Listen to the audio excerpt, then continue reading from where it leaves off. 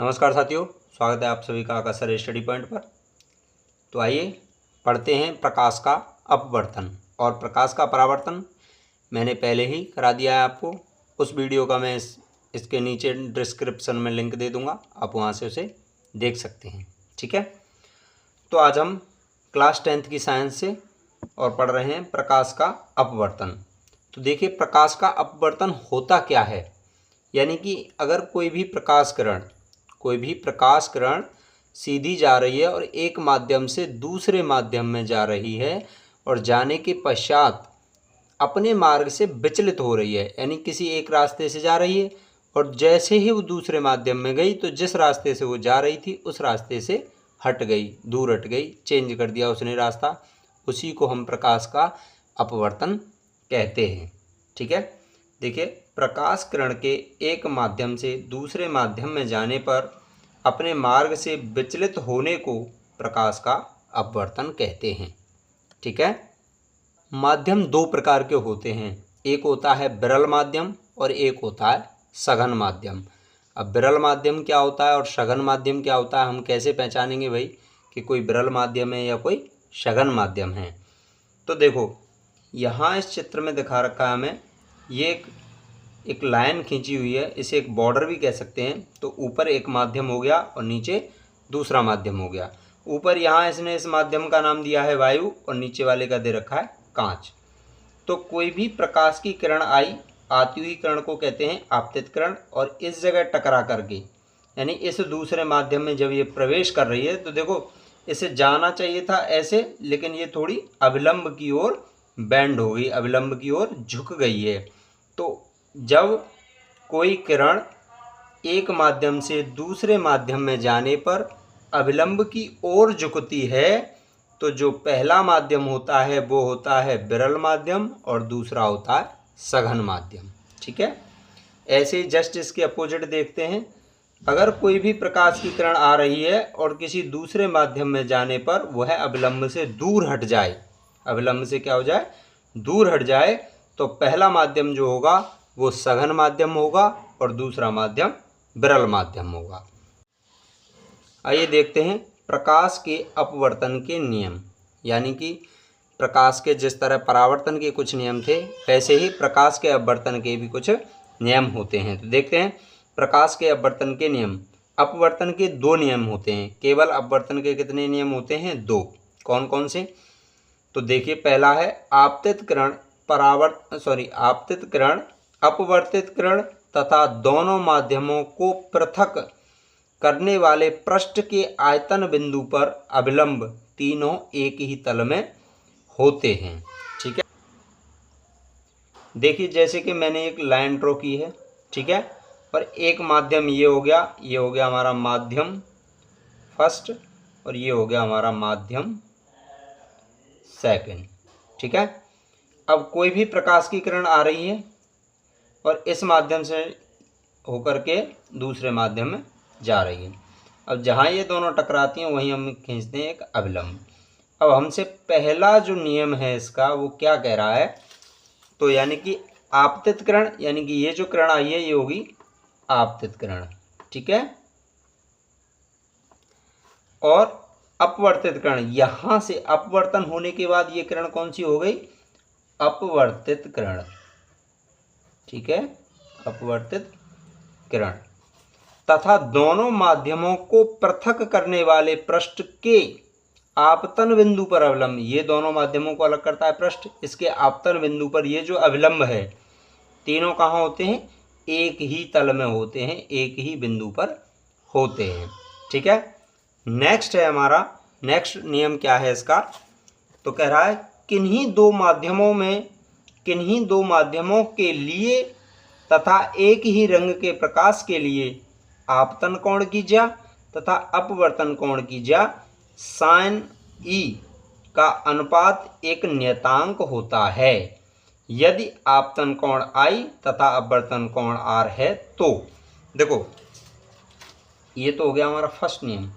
Second नियम हमारा क्या कहता है? किन्हीं दो माध्यमों के लिए एक ही रंग की प्रकाश के लिए आपतन कोण की ज्या तथा अपवर्तन कोण की ज्या क्या होती है, समान होती है, का नियतांक समान होता है। तो देखो ये है, मान के चलते हैं आपतन कोण को मान लेते हैं, आपतन कोण हमारा है I तथा अपवर्तन कोण है R, ठीक है। तब क्या होगा, यानी कि साइन I बट्टे साइन R बराबर हो जाएगा एक नियतांक, ठीक है, ये हो गया। अच्छा, इसे सेकंड वाले नियम को स्नेल्स का नियम भी कहते हैं, ठीक है, इस नियम को स्नेल्स का नियम भी कहते हैं। इस नियतांक को पहले माध्यम के सापेक्ष दूसरे माध्यम का अपवर्तनांक यानी रिफ्रैक्टिव इंडेक्स कहते हैं तथा अक्षर n से प्रदर्शित करते हैं, इसे स्मॉल n से प्रदर्शित करते हैं। जैसे देखिए, जैसे यदि किरणें वायु से कांच में प्रवेश कर रही हैं, यानी कि हवा से, वायु से कोई भी प्रकाश की किरण किसी दूसरे माध्यम यानी कांच में प्रवेश करती हैं, तो अपवर्तनांक को ANG से प्रदर्शित करते हैं। ANG का क्या मतलब है, ANG, A मतलब हो गया एयर और G मतलब हो गया ग्लास, यानी कि एयर के सापेक्ष ग्लास का अपवर्तनांक निकालना है तथा वायु के सापेक्ष कांच का अपवर्तनांक कहलाता है। तो sine I upon sine R हो जाएगा ये हमारा, यानी कि ये हो जाएगा हमारा sine I upon sine R बराबर के ANG, ठीक है। चलिए नेक्स्ट चलते हैं। तो यहाँ आगे हमें दे रखा है अपवर्तनांक एवं प्रकाश की चाल। तो हमें कोई भी अपवर्तनांक और प्रकाश की चाल जब निकालनी हो तो हम फॉर्मूला लगाएंगे ANG बराबर वायु में प्रकाश की चाल C अपॉन कांच में प्रकाश की चाल VG, ठीक है। तो आगे देखते हैं, कुछ द्रव्यात्मक माध्यमों के निरपेक्ष अपवर्तनांक, कुछ द्रव्यात्मक जो माध्यम हैं उनके निरपेक्ष अपवर्तनांक है। देखो यहाँ क्या है, हमें अपवर्तनांक दे रखे हैं, जैसे वायु का है 1.0003, बर्फ का है 1.31, जल का है 1.33, एल्कोहल का है 1.36, केरोसिन का है 1.44 और संगलित क्वार्टज का है 1.46, तारपीन का तेल है 1.47, बेंजीन का है 1.50, क्राउन कांच का है 1.52, कनाडा बाल्सम का है 1.53, खनिज नमक का है 1.54, कार्बन डाइसल्फाइड का है 1.63 और सघन फिलेट कांच का है 1.65, रूबी माणिक्य क्या है 1.71, नीलम क्या है 1.77 और हीरा क्या है 2.42 है, ठीक है। तो चलिए नेक्स्ट चलते हैं। देखिए अपवर्तन के कुछ व्यवहारिक उदाहरण, हमें कुछ उदाहरण दे रखे हैं, इसने कुछ एग्जाम्पल्स दे रखे हैं, कुछ व्यवहारिक उदाहरण। देखो किसी तालाब की गहराई वास्तविक से कम दिखाई देती है, यानी कि कोई भी तालाब है, कोई भी पॉन्ड है, जब हम उसे ऊपर से देखते हैं तो उसकी जो गहराई है, उसकी जो तालाब की गहराई है वो वास्तविकता से हमें कम दिखाई देती है। जैसे कि बर्तन में रखा अदृश्य सिक्का बर्तन में जल भर देने पर दिखाई देने लगता है। देखिए मैं आपको इस एग्जाम्पल को समझाता हूँ, आप इसे खुद प्रैक्टिकल करके देखना। जैसे कि कोई हम बाउल ले लें, कोई कटोरा ले लें एक, और उसे टेबल पर रख लें, ठीक है, और उसके अंदर रख दें सिक्का डाल के फिर हमें धीरे धीरे पीछे हटना है और इतना पीछे हटना है कि वो सिक्का हमें दिखाई ना दे, मतलब ज़्यादा उसमें गैप नहीं होना चाहिए। जैसे एक कदम हम पीछे रखें तो सिक्का हमें दिखाई ना दे और एक कदम सिक्के की ओर रखें तो सिक्का दिखाई देने लग जाए बाउल की ओर, ठीक है। अब हमें उस स्थिति में जाके क्या करना है, किसी अपने दोस्त से, भाई से, बहन से, किसी घर के संबंध किसी व्यक्ति से या कोई भी अदर व्यक्ति भी हो सकता है, कोई नहीं, तो उससे हम उस कटोरे में जल डलवाएंगे, पानी डलवाना है हमें, और उससे ये कहना है कि भाई ये सावधानी बरतनी है कि वो सिक्का हिलना नहीं चाहिए, ठीक है, आराम से पानी करो। तो जैसे ही वो उसमें पानी डालेगा, पानी डालने के तुरंत बाद ही वो सिक्का आपको दिखाई देने लगेगा, ठीक है। ये एक अपवर्तन का उदाहरण है, ठीक है। अब सीधी छड़ जल में मुड़ी हुई दिखाई देती है। अगर हम कोई भी स्टिक, कोई भी छड़ अगर जल में डालते हैं, पानी में डालते हैं, तो वो भी हमें क्या है, टेढ़ी दिखाई देती है। ये भी अपवर्तन के कारण ही होता है। चलिए नेक्स्ट पढ़ते हैं। चलिए देखते हैं क्रांतिक कोण तथा पूर्ण आंतरिक परावर्तन। देखो क्रांतिक कोण क्या होता है और पूर्ण आंतरिक परावर्तन क्या होता है। तो जैसे कोई क्रांतिक कोण जो C है कैसे बनता है, तो किसी सघन माध्यम में बना वह आपतन कोण है जिसके लिए विरल माध्यम में अपवर्तन कोण 90 डिग्री होता है। कहने का मतलब किसी सघन माध्यम में बना वह आपतन कोण है जिसका अपवर्तन के पश्चात अपवर्तन कोण जो होगा दूसरे विरल माध्यम में कितना होना चाहिए, 90 डिग्री होना चाहिए। देखो ये कोई सघन माध्यम है ऊपर और नीचे विरल माध्यम है, ठीक है। यहाँ दे रखा है कांच और ये दे रखा है वायु। तो भाई जब प्रकाश की किरण सघन माध्यम से विरल माध्यम में जाएगी तो अविलंब से दूर हटेगी, ठीक है। फिर और थोड़ा सघन हो गया। अब जैसे ही प्रकाश की किरण यहाँ आई, यहाँ आने के बाद क्या है, ये इस अविलंब से 90 डिग्री का कोण बना रही है इस जगह, ठीक है। अविलंब से इतनी दूर हट गई कि यहाँ पर जो कोण बन रहा है, अपवर्तन जो हमारी किरण है वो बना रही है 90 डिग्री का कोण। तो इसको कहेंगे हम क्रांतिक कोण। यहाँ जो ये 90 डिग्री का कोण बना है इसको कहेंगे हम क्रांतिक कोण, ठीक है। अब पूर्ण आंतरिक परावर्तन किसे कहते हैं, देखो इसी माध्यम से आई और इसी माध्यम में यहाँ पर ये टकरा के और उसी माध्यम में पूरी तरह से वापस लौट गई, इसी को कहेंगे पूर्ण आंतरिक परावर्तन, यानी कि अंदर ही अंदर इसका परावर्तन हो गया, ठीक है। नंबर 1, परावर्तन सघन माध्यम से विरल माध्यम में जा रहा हो। पहली बात, क्रांतिक कोण बनने के कारण ये हैं कि सबसे पहली शर्त ये हमारी प्रकाश सघन माध्यम से विरल माध्यम में जा रहा हो, और दूसरा है आपतन कोण क्रांतिक कोण से बड़ा हो, तब यहाँ पर जो पूर्ण आंतरिक परावर्तन है वो संभव हो पाएगा। चलिए देखते हैं अपवर्तनांक तथा क्रांतिक कोण में संबंध। तो यदि विरल माध्यम को 1 से तथा सघन माध्यम को 2 से प्रदर्शित करें तो स्नेल्स के नियमानुसार सघन माध्यम के सापेक्ष विरल माध्यम का अपवर्तनांक क्या होगा। तो देखिए अपवर्तनांक होगा हमारा सघन माध्यम के सापेक्ष विरल माध्यम का, तो 2n1 बराबर sine I upon sine R. अब देखो क्योंकि हम क्रांतिक अपवर्तनांक तथा क्रांतिक कोण में संबंध निकाल रहे हैं, तो ये जो हमारा आपतन कोण है ये I आपतन कोण I बराबर होगा क्रांतिक कोण C, ठीक है। अच्छा क्रांतिक कोण जब C आपतन कोण के बराबर होगा तो जो अपवर्तन कोण है वो कितने डिग्री का होगा, 90 डिग्री का होगा, R बराबर 90 डिग्री। तब क्या होगा 2n1 बराबर साइन C, यानी कि I की जगह C हो जाएगा, अपॉन साइन R की वैल्यू दे रखी है 90 डिग्री। साइन 90 की वैल्यू जो होती है वो होती है 1, ठीक है।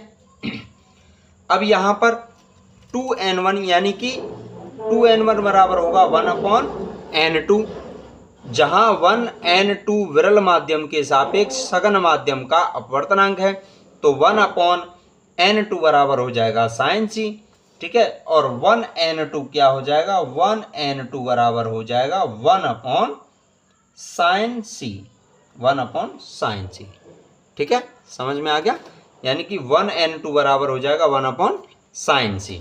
अब देखिए यदि प्रकाश कांच से वायु में जा रहा हो तब वायु के सापेक्ष कांच का जो अपवर्तनांक होगा, यानी कि प्रकाश किस में जा रहा है, प्रकाश किस में जा रहा है, कांच से वायु में जा रहा है, तो वायु के सापेक्ष कांच का अपवर्तनांक होगा ANG बराबर 1 अपॉन साइन C, ये होगा, ठीक है। अब देखते हैं दैनिक जीवन में पूर्ण आंतरिक परावर्तन के कुछ उदाहरण। तो दैनिक जीवन में पूर्ण आंतरिक परावर्तन के कुछ उदाहरण क्या क्या हैं, देखो जब परखनली का चमकीला दिखना, यानी कोई भी परखनली है अगर हम उसे जल में डाल देंगे तो वो हमें कैसी दिखाई देगी, चमकीली दिखाई देगी। चलिए नेक्स्ट और कुछ इसके उदाहरण देखते हैं। तो जैसे कि कांच में पड़ी दरारों का चमकना, यानी कि किसी कांच में दरारें पड़ जाती हैं तो वो दूर से ही चमकती हुई दिखाई देती हैं। कालिख पुते गोले का जल में चमकना, यानी कि किसी गोले को अगर हम ब्लैक कलर से उसकी पुताई कर देते हैं और फिर उसको पानी में डालते हैं तो वो भी हमें चमकने लगता है। हीरे की चमक, रेगिस्तान में मरीचिका। अब देखो मरीचिका क्या होती है, मैं आपको समझाता हूँ। जैसे कि कभी कभी क्या होता है, हमें बहुत दूर से जब तेज़ धूप पड़ती है तो बहुत दूर से दिखाई देता है कि नीचे ग्राउंड में यानी कि ज़मीन पर पानी है, ठीक है। पेड़ पौधों की छाया जब उन पर पड़ती है तो हमें ऐसा लगता है पेड़ पौधे उल्टे दिखाई दे रहे हैं और नीचे क्या है, पानी है। उसी को मरीचिका कहते हैं। तो ये मरीचिका बनती कैसे है, जैसे क्या है, रेगिस्तान में तेज़ धूप पड़ती है, बहुत ज़्यादा धूप पड़ने के कारण नीचे का जो रेत होता है वो गर्म हो जाता है और गर्म हो करके जो वायु होती है उससे टकरा टकरा करके वो भी गर्म होती है। तो वो धीरे धीरे क्या करती है, वायु ऊपर उठती है और जब गर्म वायु ऊपर और नीचे कैसी ठंडी वायु आ जाएगी तब क्या होगा, वहाँ से होता है अपवर्तन, ठीक है। अब वो जो ऊपर से जो ऊपर से जो पेड़ की छाया पड़ रही है तो उससे हमें ऐसा लगता है, ऐसा प्रतीत होता है कि यहाँ पर क्या है, नीचे जल भरा हुआ है, कोई पानी का तालाब है, जिसके कारण क्या हो रहा है, यानी कि मरीचिका बनती है। उसी को मरीचिका कहते हैं। कहने का मतलब ये है। तो चलिए आगे ये भी उदाहरण है। एक ठंडे देशों में मरीचिका, वही है, एक ही बात है। देखो बहुत ठंडे देशों में समुद्र पर अथवा बर्फ के क्षेत्रों में दूर की वस्तुओं के प्रतिबिंब वायु में उल्टे लटके दिखाई देते हैं। इसका कारण यह है कि जल तथा बर्फ से लगी वायु की परतें ठंडी होने के कारण सघन हो जाती हैं और ऊपर की परतें विरल हो जाती हैं। अतः समुद्र के जल पर तैरते जहाज से चली किरणें ऊपर की ओर जाती हुए वायु की परत पर अपवर्तित होकर अविलंब से दूर हट जाती हैं और किसी विशेष परत पर पूर्ण परावर्तन के पश्चात नीचे आने लगती हैं। जब ये किरणें व्यक्ति की आंखों में पहुंचती हैं तो उसे जहाज का उल्टा प्रतिबिंब वायु में लटका हुआ दिखाई देता है, ठीक है, ऊपर लटका हुआ दिखाई देता है और नीचे की परतें भारी होने के कारण चलायमान नहीं होती, इसलिए यह प्रतिबिंब स्थिर दिखाई पड़ता है। चलिए लेंस पढ़ते हैं।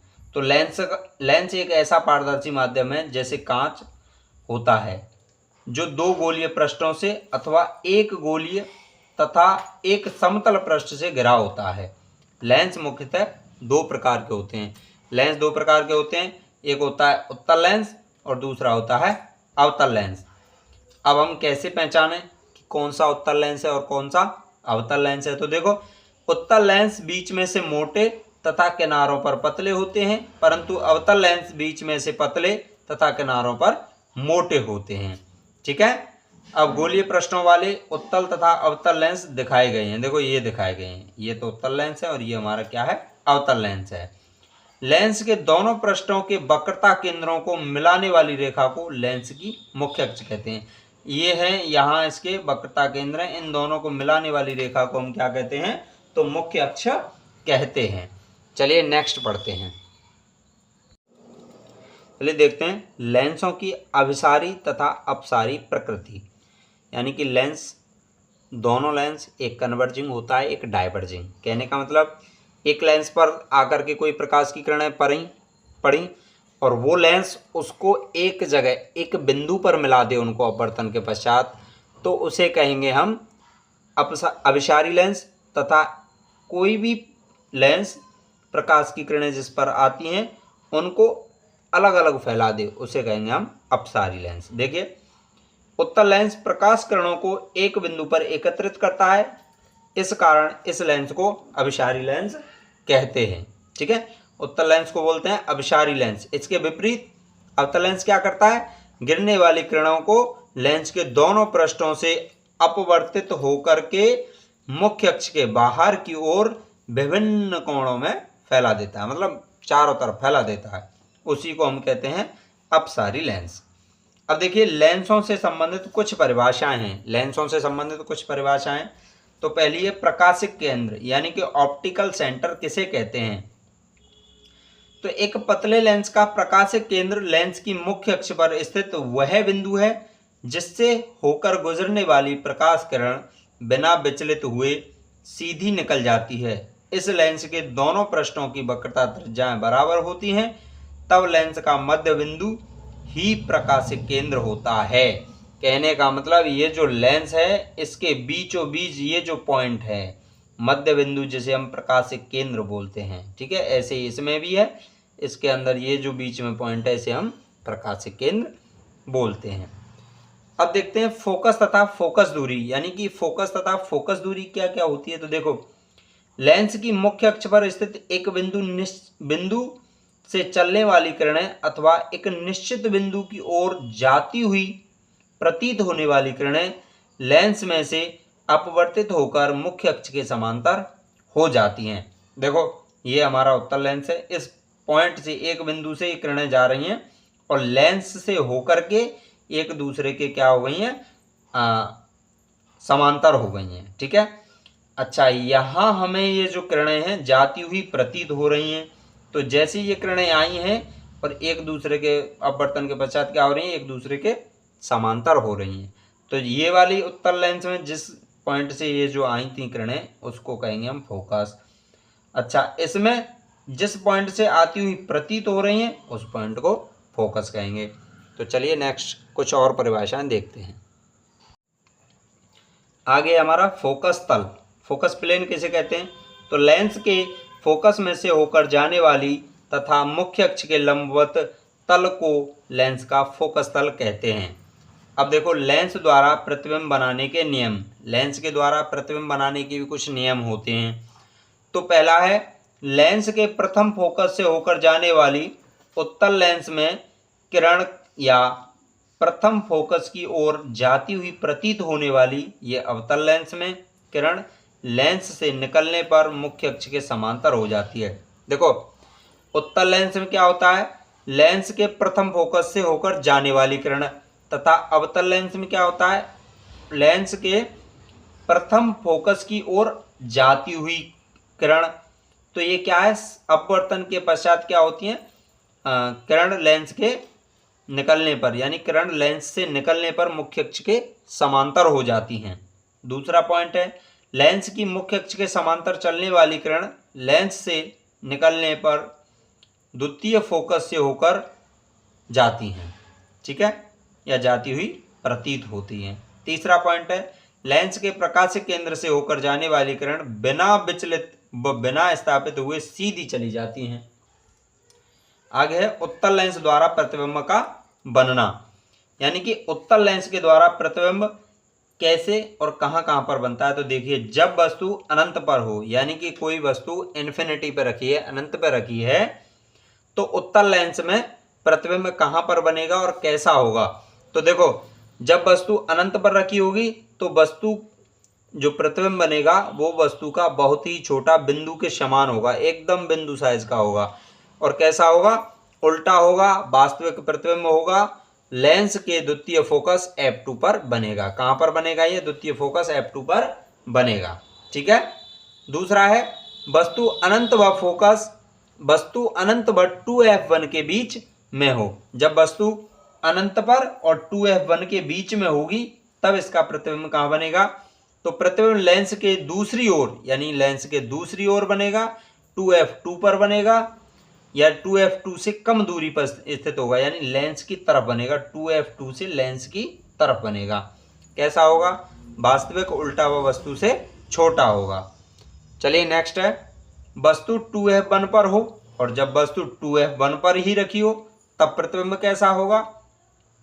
तो प्रतिबिंब हमारा 2F2 पर बनेगा। किस पर बनेगा, 2F2 पर बनेगा। वस्तु का उल्टा प्रतिबिंब होगा, वास्तविक तथा समान आकार का होगा।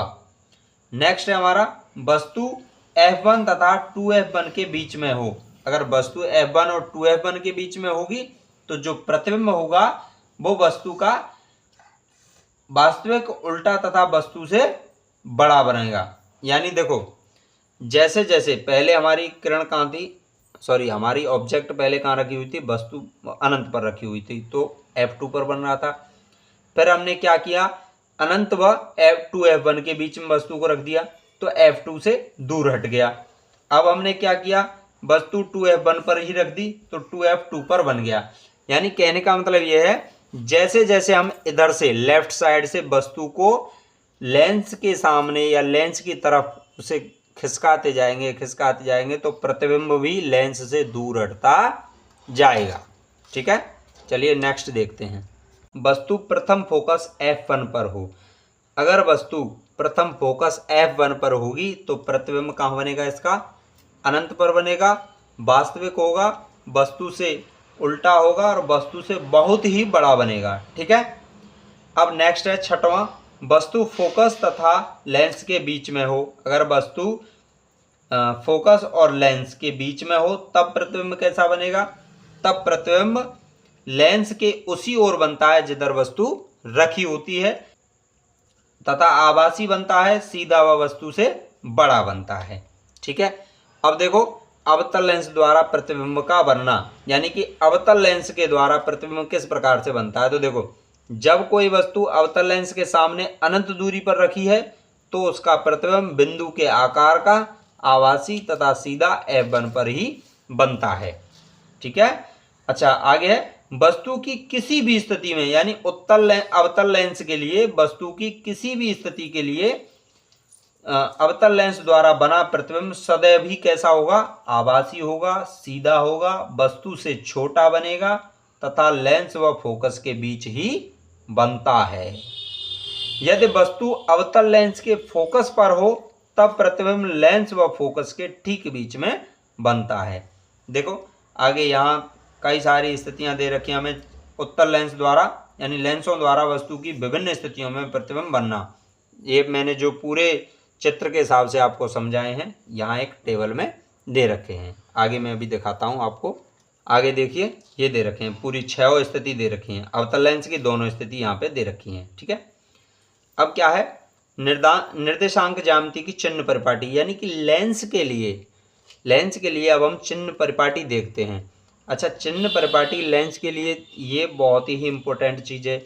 अगर हम इसे नहीं पढ़ते हैं ध्यान से तो हमारे लिए न्यूमेरिकल करना कठिन होता है। तो चलो देखते हैं। पहला है, लेंस पर प्रकाश किरणें सदैव बाईं ओर से डाली जाती हैं। लेंस पर सदैव ही प्रकाश की जो किरण डाली जाएंगी वो किधर से डाली जाएंगी? बाईं ओर से डाली जाती हैं। ठीक है, लेफ्ट हैंड साइड से डाली जाती हैं। नंबर 2 क्या है? समस्त दूरियां लेंस के प्रकाश केंद्र से मुख्य अक्ष के साथ साथ मापी जाती हैं। चाहे वस्तु की दूरी हो, चाहे प्रतिबिंब की दूरी हो, चाहे फोकस दूरी हो, चाहे कोई और दूरी भी हो, तो हम क्या करते हैं, जब भी किसी दूरी को मापेंगे तो उस लेंस से और समस्त दूरियों को किससे नापते हैं? लेंस के प्रकाश केंद्र, मैंने आपको बताया था ऑप्टिकल सेंटर से मुख्य अक्ष के साथ साथ मापते हैं। तीसरा है, लेंस का प्रकाश केंद्र मूल बिंदु पर लिया जाता है। लेंस का जो प्रकाश केंद्र होता है वो कहाँ लिया जाता है? मूल बिंदु पर, तथा मुख्य अक्ष ली जाती है प्रकाश केंद्र से गुजरने वाली तथा मुख्य अक्ष के लंबवत रेखाएं वाई अक्ष ली जाती हैं। ठीक है, आगे देखते हैं। मुख्य अक्ष के अनुदिश प्रकाशिक केंद्र से दाईं ओर चलने पर, जैसे देखो अब यहां देखिए, जैसे कि ये हमारा, हमने मान के चलो कोई भी लेंस बना लिया। ठीक है, ये हमारा हो गया हमारा मुख्य अक्ष, ये पूरा। ठीक है, यहाँ F हो गई, यहाँ ये 2F हो गई, ये 2F1 हो गई, और इधर हो गया तुम्हारा F1 और इधर हो गया 2F1। ठीक है, अब इसकी तरफ, अब ये हो गया हमारा ऑप्टिकल सेंटर O। ठीक है, अब क्या कह रहा है चौथा पॉइंट? तो देखो चौथा पॉइंट कह रहा है, मुख्य अक्ष के अनुदिश प्रकाशिक केंद्र से दाईं ओर, मुख्य अक्ष ये है, इसके अनुदिश चलेंगे प्रकाशिक केंद्र से दाईं ओर। अगर इधर कोई दूरी माप रहे हैं तो हम लेंगे प्लस में। ठीक है, किस में लेंगे? प्लस में लेंगे। और नापी जाने वाली दूरियां धनात्मक चिन्ह के साथ ली जाती हैं तथा प्रकाशिक केंद्र से बाईं ओर, अब ये हमारा है प्रकाशिक केंद्र, इससे बाईं ओर इधर साइड चलेंगे तो दूरी हम किस में लेंगे? माइनस में लेंगे। ठीक है, तो दूरी हम किस में लेंगे? माइनस में लेंगे।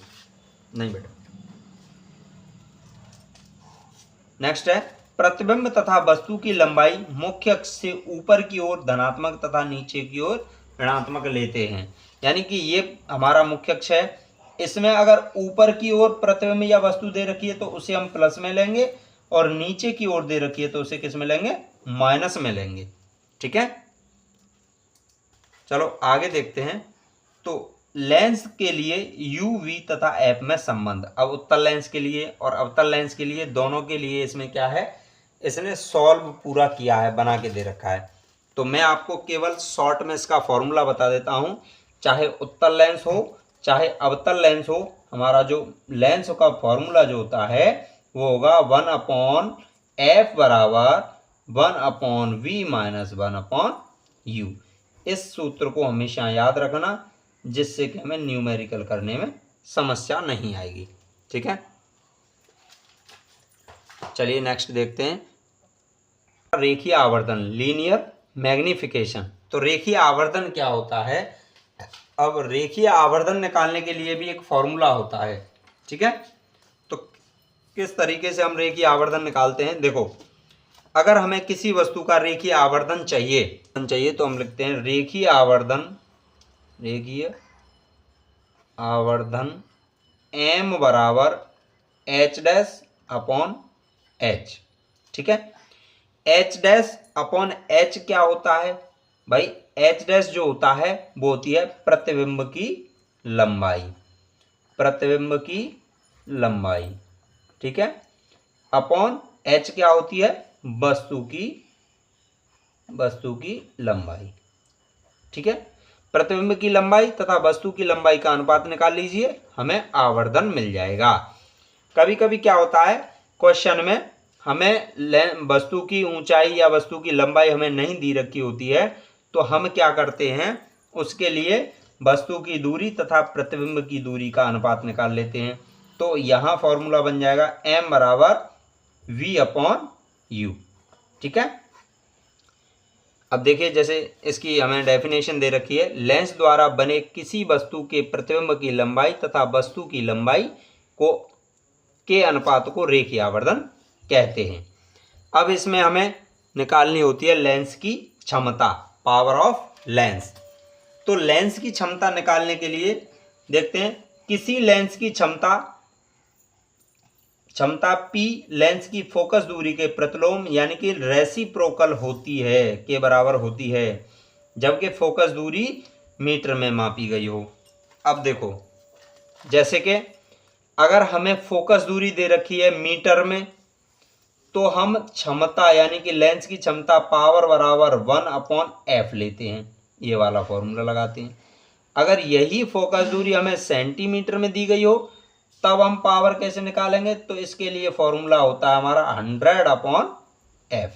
ठीक है, ये दो फॉर्मूले इसके लिए होते हैं। यानी जब हम लेंस की क्षमता निकालते हैं तो इसका जो मात्रक होता है, लेंस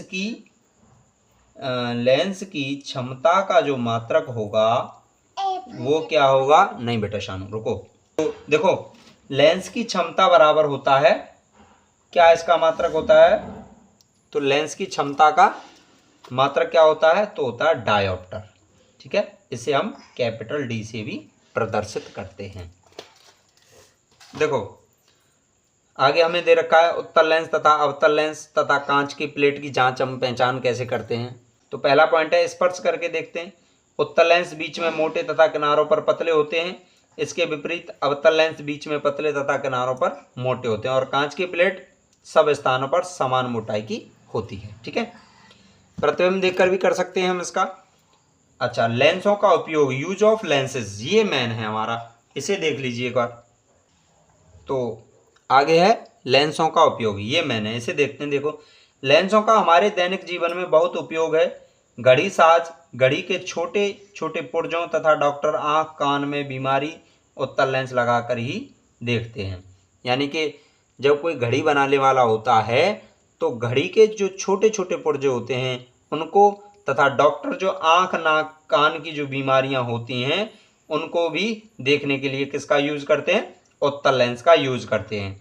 मानव की दृष्टि जब इतनी तीक्ष्ण हो जाती है कि उसे समीप का स्पष्ट नहीं दिखाई देता, तो उत्तल लेंस का चश्मा लगाकर आँख के इस दोष को दूर करते हैं। अच्छा, जब आँख से दूर का स्पष्ट दिखाई नहीं देता तो अवतल लेंस का चश्मा लगा करके इस दोष को दूर किया जाता है। उत्तल लेंस का उपयोग सूक्ष्मदर्शी, दूरदर्शी, चित्रदर्शी, लालटेन, फोटोग्राफिक कैमरे तथा अनेक प्रकाशिक यंत्रों की रचना में किया जाता है। मिलते हैं नेक्स्ट वीडियो में, और इस वीडियो का जो इसके न्यूमेरिकल्स होंगे मैं नेक्स्ट पार्ट में आपको करा दूंगा। बहुत ही जल्दी मिलेंगे हम, तो मिलते हैं नेक्स्ट वीडियो में। Thank you so much.